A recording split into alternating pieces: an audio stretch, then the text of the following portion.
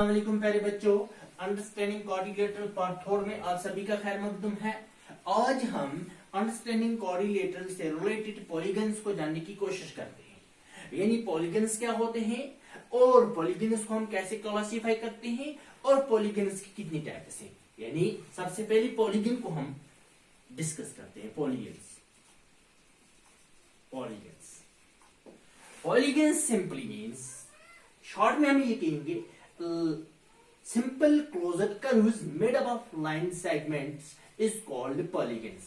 यानी पहली बात जो हमारे सामने आई वो ये है कि ये सिंपल क्लोज्ड कर्व जो किससे बनता है, लाइन सेगमेंट्स से।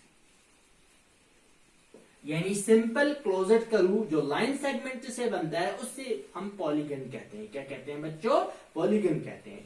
तो ये पॉलीगन्स के बारे में हमने ऑलरेडी पिछली वीडियोस में डिस्कस की है, जिसमें हमने पढ़ा था सिंपल शेप्स के बारे में, यानी कि closed curves, open shapes and closed shapes के बारे में हमने अपने पिछली वीडियो में डिस्कस किया है।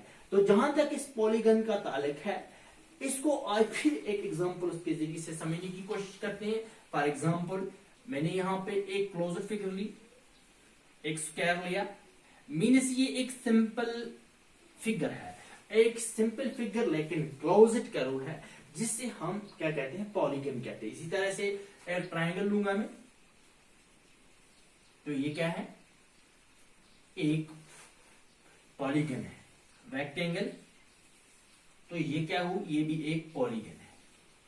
अब इसी तरह से मैं यहां पे एक दो शेप्स और लेने की कोशिश करता हूं जो कुछ इस तरह से हैं, यानी ओपन शेप से, यहाँ पे टच नहीं है, क्लोज्ड नहीं है। इसी तरह से एक और शेप, ये भी ओपन है, और इन शेप्स को हम पॉलीगन्स नहीं कहते क्योंकि ये क्लोज्ड कर्व्स नहीं है, ये ओपन कर्व्स हैं, इन्हें हम पॉलीगन्स नहीं कहेंगे। अब इन पॉलीगन्स को हम इनके साइड्स के, इनके वर्टेक्स के हिसाब से हम क्लासिफाई करते हैं। ये पॉलीगन्स जो हैं, इनको हम इनके साइड्स के हिसाब से क्लासिफाई करने की कोशिश करते हैं।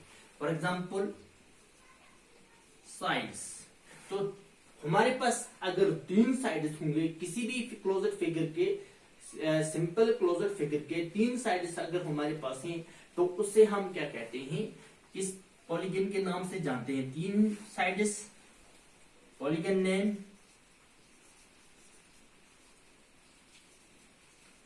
इस पॉलीगन नाम से हम इसको जानते हैं। हम इस फिगर को ड्रा करने की कोशिश करते हैं। फिगर, तो 3 साइड्स हमने लिए, 3 साइड्स, 1, 2 एंड 3 साइड्स। इसके 3 साइड्स हैं, तो हम इसे किस पॉलीगन नेम के साथ रिप्रेजेंट करेंगे? इसको हम ट्राइंगल के नाम से रिप्रेजेंट करते हैं। इसी तरह से 4 साइड्स किसी शेप के अगर होंगे, closed figure, 5, 6, 7, 8, 9, 10, so on and पे हम देखेंगे। अब 4 साइड्स अगर होगा तो जाहिर सी बात है, कोई भी फिगर जो जिसके 4 साइड्स हमारे पास होंगे, हमने ऑलरेडी पिछली वीडियोस में इसको डिस्कस किया है, इससे हम क्या कहते हैं, कोऑर्डिनेटर। 5 साइड्स जो हैं, इसे हम पेंटागन,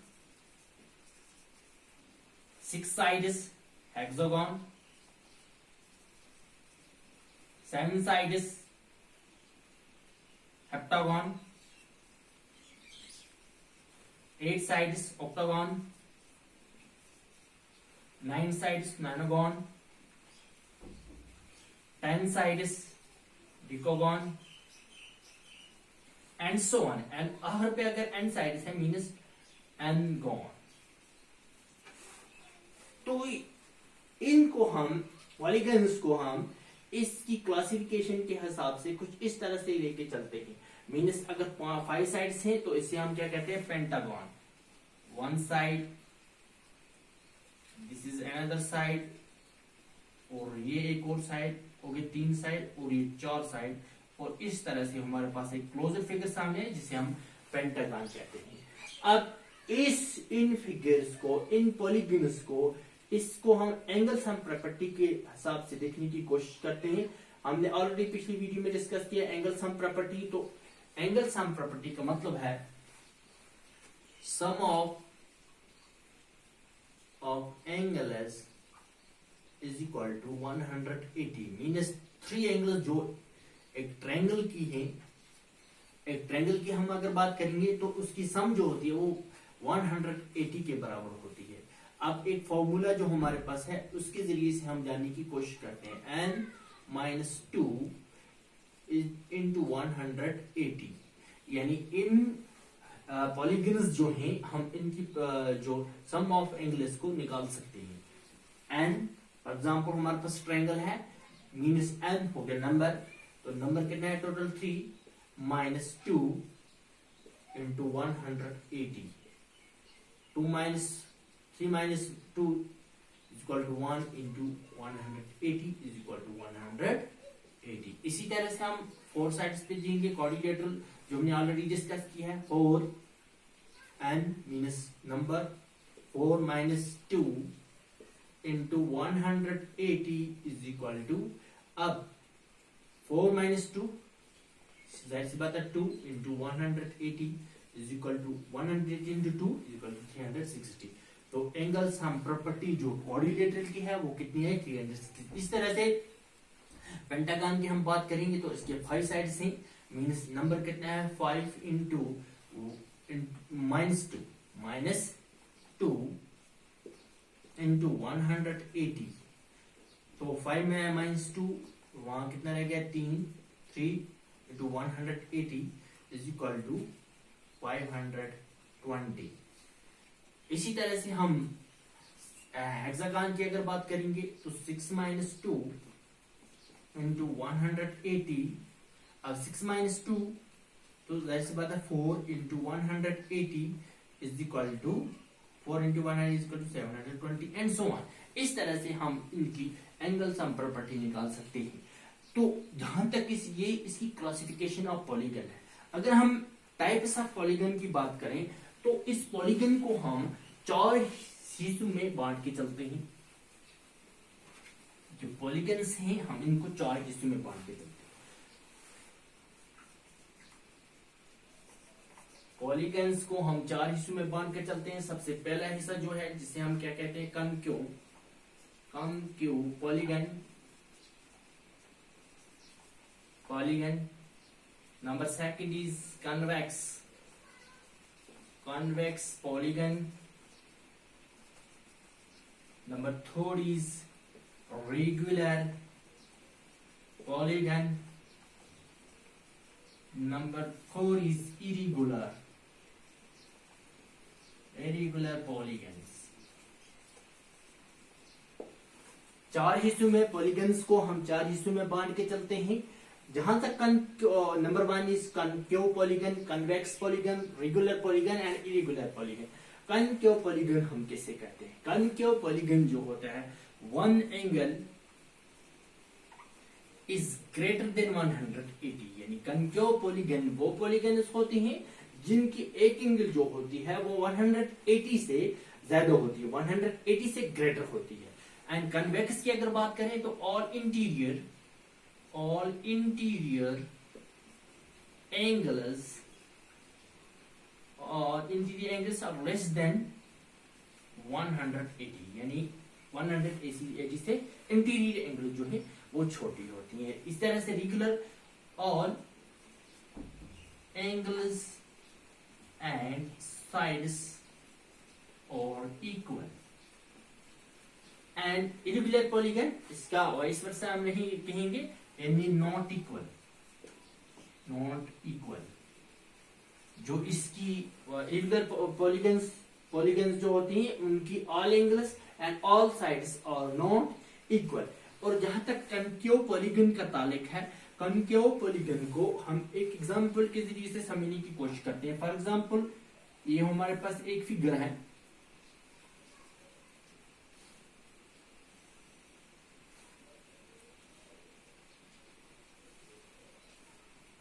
अब ये जो फिगर है इस फिगर की इस कॉनकेव पॉलीगन के अंदर इसकी जो डायगोनल्स हैं, डायगोनल्स इस फिगर के जो हैं वो लाई करते हैं एक्सटीरियर में।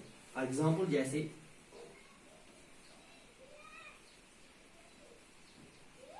जैसे यहां पे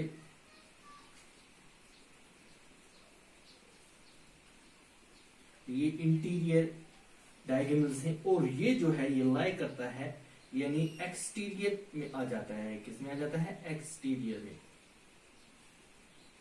किसमें आ जाता है? एक्सटीरियर में। यानी डायगोनल जो है ये एक्सटीरियर में जाता है। अब आगे जाने से पहले हम डायगोनल्स को जानने की कोशिश करते हैं। डायगोनल हम किससे कहते हैं? फॉर एग्जाम्पल ये एक क्लोज्ड फिगर है, एक रेक्टेंगल है जिसको हम नाम से रिप्रेजेंट करते हैं A B C and D. अब ए और सी को जो कनेक्ट करता है एक लाइन सेगमेंट जो कनेक्ट करे ए एंड सी को और यहां से बी एंड डी को, यानी line segment connecting non connective points. यानी यहां पे अगर नॉन ए और सी जो है ये एक डायगोनल है एंड बी एंड डी ये दूसरा डायगोनल है। अब यानी ये जो ए और सी है इसने नॉन कनेक्टिव तरीके से कनेक्ट किया ए और सी को, तो ये नॉन कनेक्टिव हुआ।